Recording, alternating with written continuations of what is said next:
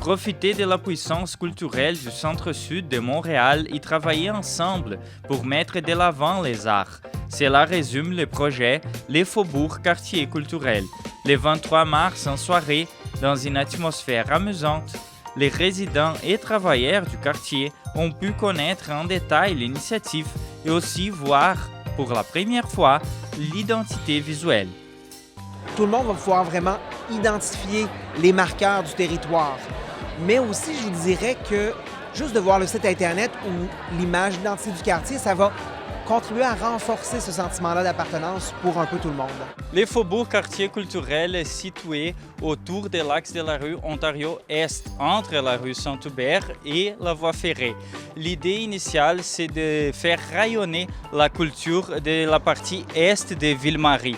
Le secteur dit des faubourgs est reconnu pour regrouper plusieurs ateliers de création, des expositions et aussi des organismes culturels. Un territoire dans lequel il y a une concentration culturelle très forte. Il peut être le reflet de l'identité, de l'histoire, de ses usagers depuis longtemps, mais c'est également un lieu où il y a un potentiel de créateurs et d'artistes, donc un vivier culturel sous plusieurs aspects. Pendant la soirée qui a eu lieu au Théâtre Prospero, les participants ont eu aussi le mandat d'élire les comités responsables pour la gestion et les prochains pas du projet. Pour nous, c'était super important de trouver une façon d'avoir aussi pignon sur rue. Le théâtre donne sur la rue Ontario.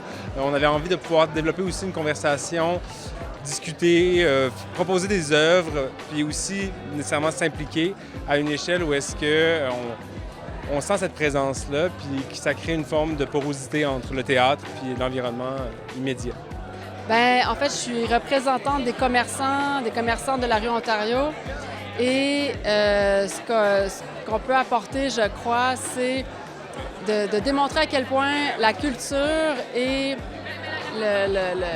l'économie, si vous voulez, peuvent aller de pair. J'ose espérer, c'est de donner une voix à tous ces commerces-là qui sont des vecteurs culturels. Les membres du comité ont des mandats d'1 an. Le groupe est intégré par des organismes et des diffuseurs culturels, ainsi que des commerçants, artistes et citoyens. Le premier début, c'est de développer un plan d'action culturel annuel et ensuite, c'est d'identifier tous les porteurs de projets potentiels pour rendre encore plus dynamique le territoire du quartier culturel.